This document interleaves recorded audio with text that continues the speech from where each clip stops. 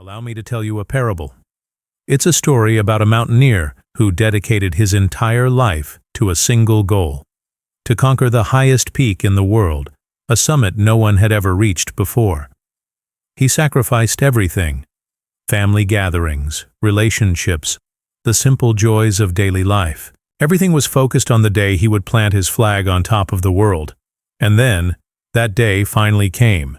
After a grueling journey that pushed him to the brink of exhaustion, he stood there, on the highest peak. But as he looked down at the vast world below, instead of an overwhelming sense of victory, he felt a strange and profound emptiness and loneliness. The wind at the summit was cold, and his victory felt meaningless. In that very moment he realized a deep truth. The real joy wasn't in the flag he had just planted, but in every step, every breath, and every drop of sweat along the entire journey. This story, perhaps, isn't just about a mountaineer. It's the story of so many of us in the modern world. We too are striving to conquer our own peaks, the summit of a career, financial goals, or a perfect image on social media. We believe that when we achieve those things, we will truly be happy. But have you ever stopped midway, breathless and tired, and asked yourself, why am I climbing this mountain? And what is really waiting for me at the top? This is where ancient wisdom offers us a completely different perspective. The wisdom of Buddhism doesn't teach us how to conquer more, higher mountains, or how to climb faster. It teaches us a priceless art, the art of living happily at the foot of the mountain, in every single step of the journey. So how do we do that? The journey to discover this art begins with a step that is even more important than the first step on the trail. It is the step of looking within to accurately diagnose the hunger that relentlessly drives us to keep climbing. To understand it, let's turn to the diagnosis of one of the greatest physicians of the soul in history. Over 2,500 years ago, in the Deer Park in India, the Buddha gave his first sermon. He didn't speak of gods or complex dogmas. He spoke of a medical diagnosis for the ailments of the human mind, known as the Four Noble Truths. The first truth, he said, is the existence of dukkha. When translated into English, this word is often understood as suffering, but its meaning is far deeper and more intimate to us. Imagine dukkha not as a catastrophic accident, but as the feeling of driving a car with a slightly misaligned wheel. Even on a smooth road, you always feel a subtle vibration, a sense of unease, a feeling that something isn't quite right. That is the vibration we are all feeling. It's that sense of letdown after you get the promotion you've worked so hard for years. The joy comes and goes quickly, leaving the question, is this it? It's the quiet anxiety that creeps in as you scroll through social media, seeing the seemingly perfect lives of others, and a sense of comparison and inadequacy seeps into your mind. It's the exhaustion from constantly having to maintain a perfect image, the excellent employee, the model parent, the ever-cheerful friend. This first truth is not meant to discourage us. It is an invitation to be honest with ourselves, to acknowledge that this feeling of dissatisfaction is a very real part of the human experience. So where does this vibration come from? The Buddha pointed to the cause in the second truth. He called it tanha, which means thirst or craving. Our minds, by their very nature, are always thirsty. The thirst for pleasant experiences. Our minds crave pleasant, joyful sensations. This creates consumer culture.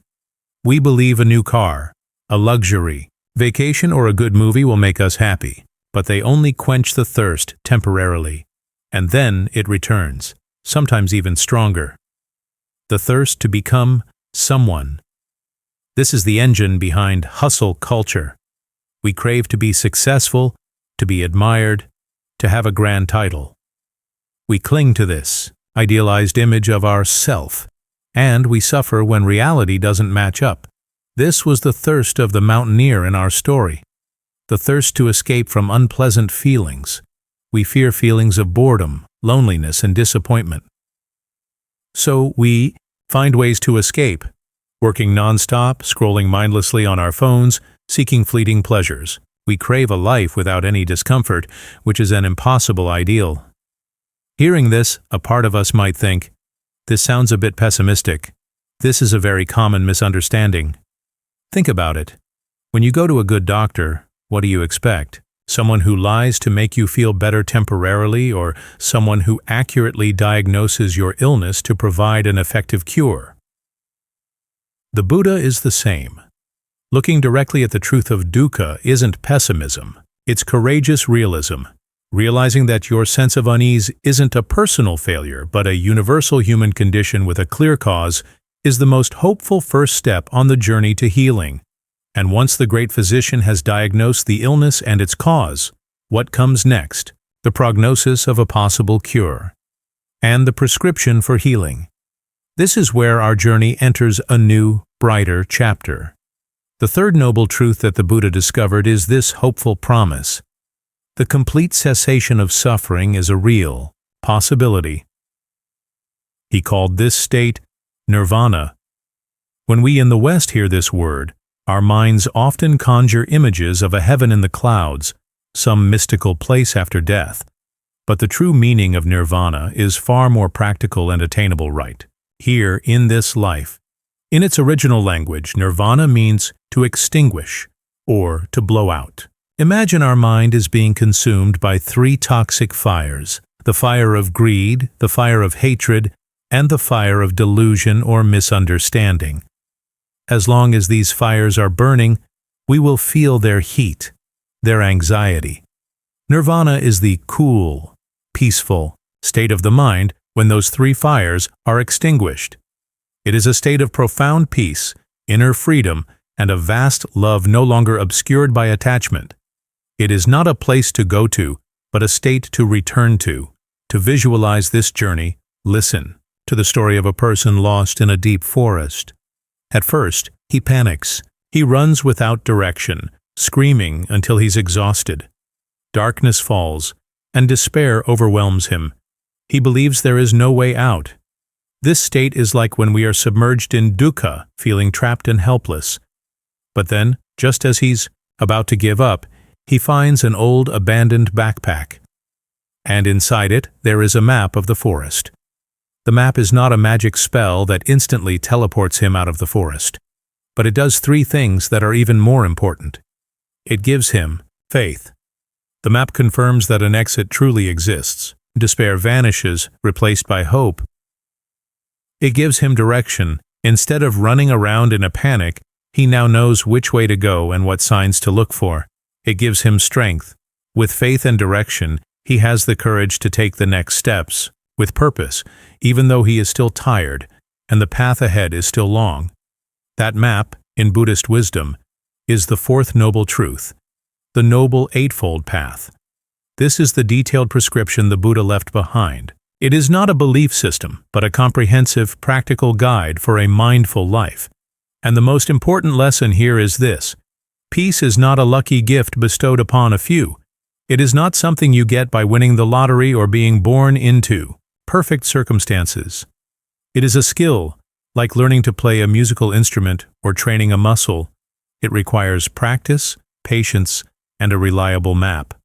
The good news is, that map is here, in your hands, and anyone, no matter where they are standing, in the forest of their life, can begin the journey home. So let's open the first page of this map together. Let's start with the foundation of all change, learning to see the world with an entirely new pair of eyes. So where do we begin? The Buddha taught that before we take a step, we need to know where we are going and why. All external transformation must begin with a change in perception. This is the first and foundational group on the path, wisdom. It consists of two elements, right view and right intention. Let's start with right view. If the Eightfold Path is the map, then right view is your compass, your GPS. It is the ability to see things as they truly are, not distorted through the lens of our biases, fears, or personal desires. What's fascinating is that the Buddha did not ask us to blindly believe his teachings. In a famous discourse, the Kalama Sutta, he told a group of confused villagers, "Do not believe simply because you have heard it. do not believe in traditions, or because it is the word of a teacher. But when you know for yourselves that these things are wholesome, blameless, praised by the wise, and when undertaken, lead to happiness and well-being, then you should accept them and live by them. This is a scientific and experiential invitation, which resonates deeply with our modern critical thinking. Right view is not a belief, but an understanding verified through experience. It includes understanding the fundamental laws of life, such as impermanence. Everything changes. Nothing lasts forever. Karma.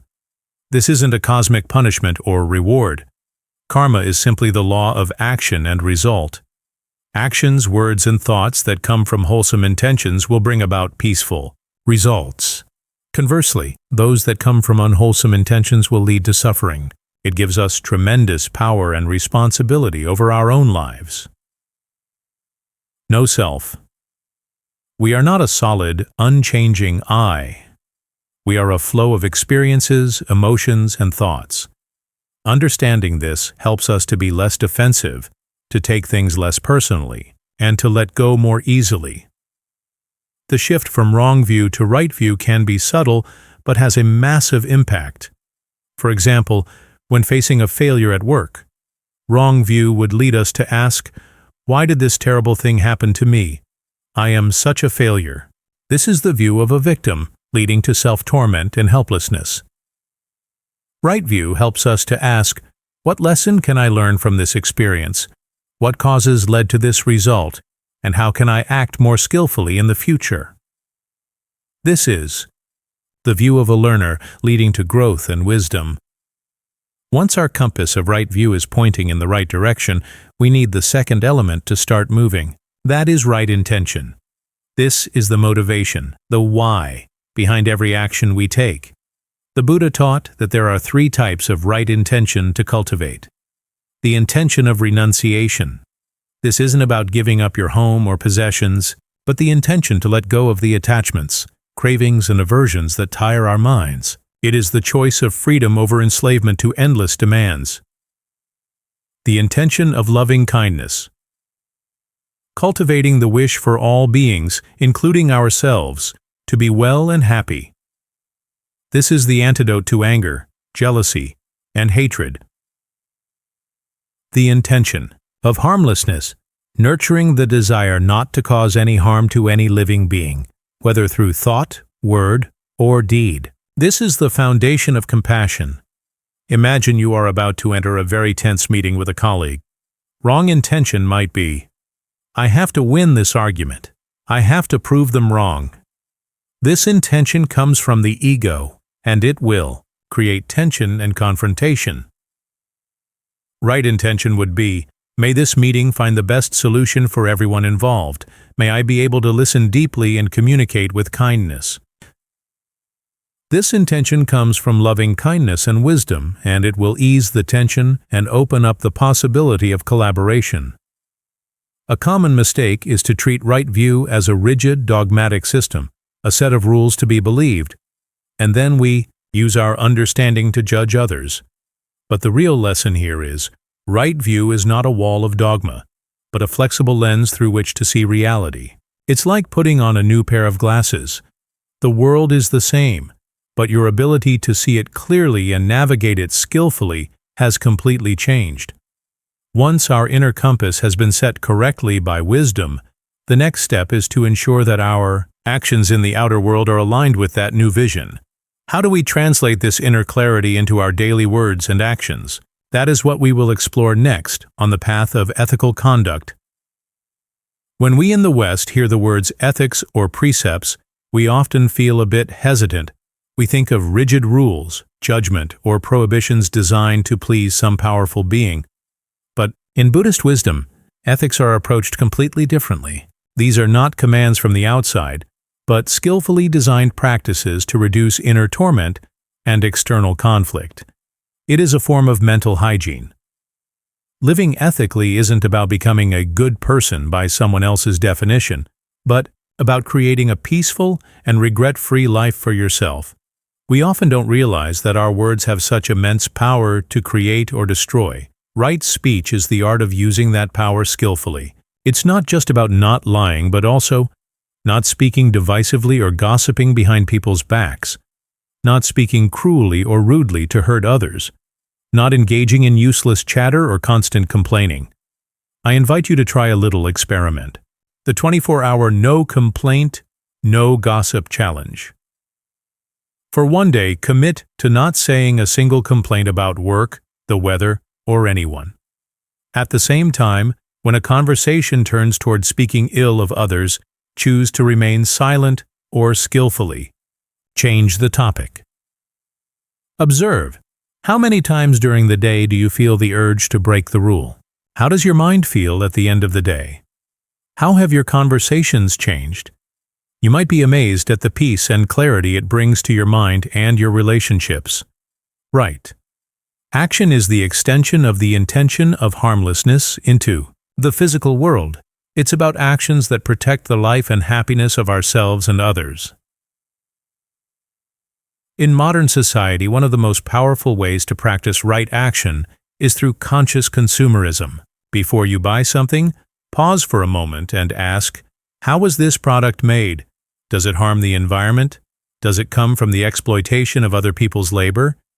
This isn't about becoming perfect, but about planting a seed of mindfulness in our smallest actions. Every choice you make, whether it's a cup of fair trade coffee or a recycled product, is a vote for a more compassionate world. This is perhaps one of the most challenging but also most rewarding aspects. Right livelihood is about earning a living in a profession that is honest and does not cause harm to oneself or other beings. Listen to the story of Sarah, a talented marketing executive. She made a lot of money advertising fast food and sugary drinks. On the outside, she was very successful, but inside, she always felt a gnawing conflict. She knew these products were not healthy, especially for children. Every day at work was an internal struggle. This chronic stress eventually led to burnout. She decided to leave her high-paying job and switch to doing communications for a nonprofit focused on nutritional education. Her salary was cut in half, but for the first time in years, she felt a sense of peace and pride in her work. She no longer had to live a double life. Sarah's story shows the profound difference between two ways of living. The stress of living a double life. When your external actions conflict with your core values, it creates a relentless civil war in your mind. Your energy is drained not by the work itself, but by suppressing that inner torment. The peace of living with integrity. When your thoughts, words, and deeds are all moving in the same direction, you achieve a state of wholeness and coherence. This peace does not depend on a salary or a title. It is a stability that comes from within. So we have our compass of wisdom, and we are learning to walk the path of ethical conduct. But what happens when our mind itself is too wild and distracted, constantly pulling us off the path? How do we train the muscle of our attention so that we can walk steadily? This is where the gym for the mind appears, the practice of meditation. Among these three elements, the Buddha emphasized that right mindfulness is the heart of the entire path. He taught a foundational practice that is simple yet incredibly profound in the Anapanasati Sutta, the discourse on the full awareness of breathing. He simply taught us to sit down and be aware of our breath. As the breath comes in, I know I am breathing in. As the breath goes out, I know I am breathing out. That's it. No need to visualize. No need to chant. Simply coming home to your own breath. Right now, I know many of you are thinking, I've tried meditation, but I can't do it. My head is too full of thoughts. I can't stop thinking. And this is the biggest misunderstanding about meditation in the West. Meditation is not about stopping your thoughts. Trying to stop thinking is like trying to make the ocean stop having waves. It's a battle you will definitely lose. The real lesson here is, meditation is not about stopping thoughts, but about changing your relationship with your thoughts. Imagine your thoughts are like clouds in the sky. Previously, you were a person stuck to every cloud, carried away by them from one storm to the next. The practice of right mindfulness helps you take a step back. You are no longer the cloud. You become the sky, vast, quiet, and spacious, watching the clouds come and go. You learn to recognize them without being carried away by them. So, how do we bring this sky into our lives? Mindfulness in difficult situations. The next time you receive a frustrating work email, instead of reacting immediately, try practicing 5 mindful breaths. Stop. Feel the soles of your feet on the floor, and then breathe in deeply and breathe out slowly. 5 times. You are creating a precious space between the stimulus and your response. In that space, wisdom has a chance to arise. Mindfulness in daily chores. When you're washing the dishes tonight, instead of letting your mind wander and think about tomorrow's work, try to actually wash the dishes. Feel the warm water on your hands, the smell of the soap, the sound of the plates clinking. You are turning a boring chore into a vibrant meditation practice. But to be able to practice right mindfulness, we need one more element, and that is energy, determination. That is right effort. This is not a tense, stressful effort, but a kind and persistent effort. After a long and tiring day at work, your mind, out of habit, will want to pick up the phone and scroll through social media. Right effort is the gentle effort to recognize that urge, and then to kindly choose to sit and meditate for 10 minutes instead. It is the choice to cultivate peace instead of feeding distraction. When we have the right effort to practice right mindfulness regularly, the natural result will follow. That is right concentration, a state of mind that is calm, focused, and clear. So, we have journeyed through all 3 parts of the map. But how do we weave all of these things together in a modern world full of pressure and complexity? How can we be ambitious in our careers and still maintain inner peace? We will tackle these questions in the next section. One of the biggest concerns for Westerners when approaching this wisdom is, if I let go of attachment, will I become passive and lose my drive and ambition? This is a profound misunderstanding. Buddhist wisdom does not ask you to give up ambition. It only invites you to change the object of your attachment. The core analysis is this: let go of attachment to the outcome, but give your all in the action. Imagine you are an archer. The suffering archer is obsessed only with the arrow hitting the bullseye. When he shoots, he is tense and worried.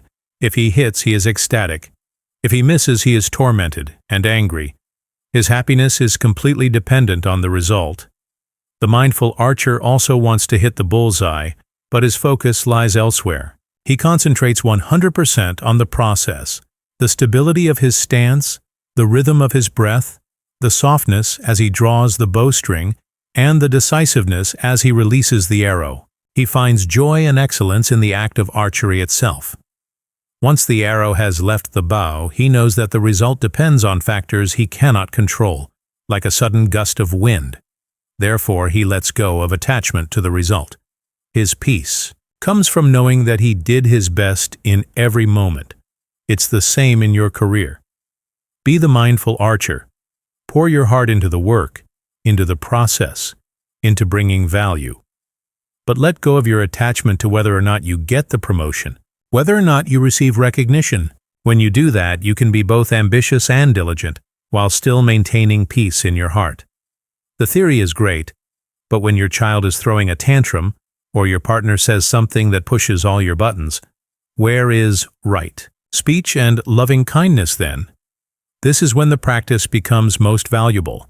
This path gives us a tool called the mindful pause. When you feel anger rising, instead of reacting immediately out of habit, yelling, criticizing, do this. Stop. Don't say anything, don't do anything. Just stop. Breathe. Bring your attention to your breath. Feel the air coming in and going out. Just 3 breaths is enough. This is an act of right effort, the effort not to be swept away by anger. Observe. In that short pause, ask, what feeling is really here? Underneath the anger, is it hurt, fear, or a feeling of being disrespected? This is right view. Choose. From this calmer space, you can choose a wiser response. Right speech, a response that comes from the intention to understand rather than to punish. Right intention. You are not suppressing the anger. You are holding it with awareness and giving yourself the space to act wisely. How can I practice right mindfulness when my phone is buzzing every 30 seconds? Technology seems designed to destroy our concentration. Instead of seeing technology as the enemy, see it as the ultimate gym for your mindfulness muscle. Every secure notification, every urge to scroll through social media is a rep for the mind. Practice mindful transitions. Use the very act of picking up your phone as a bell of mindfulness. Before you unlock it, take one conscious breath and ask yourself, what is my intention right now? Are you looking for specific information, or are you just trying to escape a feeling of boredom? Create tech-free oases. Set aside certain times of the day when you don't touch your phone at all. For example, during meals or for an hour before bed. This is a conscious act to protect your mind's peace. Through these 3 situations, we can clearly see the difference between 2 approaches to happiness. Modern society promotes happiness dependent on external conditions. You will be happy when you get that job, when you find the perfect partner, when you get enough likes. This is a very fragile happiness, always in the future and outside of your control. This path points to happiness from within. You can find peace right now, regardless of external conditions, by changing your relationship with your own mind. This is a resilient, self-generated happiness that no one can take away from you. This path is not about running away from the world, but about engaging with the world more fully, skillfully, and peacefully. So, as our journey comes to an end, what is the most important message we can take with us as we return to our busy lives? As our journey today comes to a close, let's look back at the path we've traveled. We started with the story of the mountaineer at the summit of his emptiness, a familiar image for the subtle anxiety in modern life.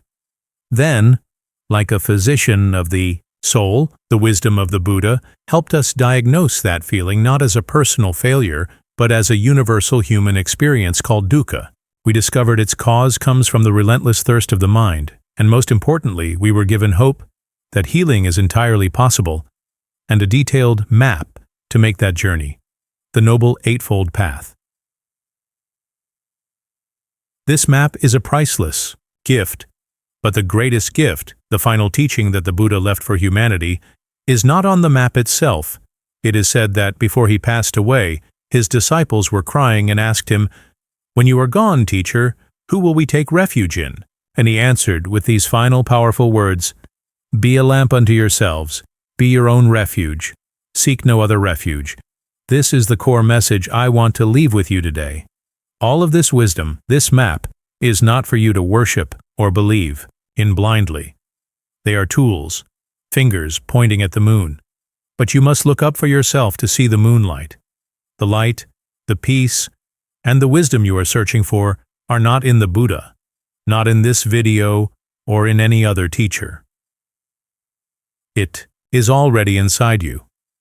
This path is not about trying to become a perfect person, a flawless saint. It is a journey of returning to the person you truly are, beneath all the layers of stress, conditioning, and fear, returning to the most peaceful, wise, and compassionate version of yourself. As you leave this video and return to your life, I invite you to reflect on one question. Of all the parts of the map we explored, which element is resonating with you, calling to you to be practiced most right now? Is it the clarity of right view, the kindness of right speech, or the stillness of right mindfulness? Please share your reflections in the comments below. Reading each other's thoughts is a wonderful way for us to continue this practice together and support one another on the journey. And if this journey resonates with you, please subscribe and join our community. We will continue to explore this ancient wisdom for modern life together. Thank you for your time and your presence. May you have a peaceful day.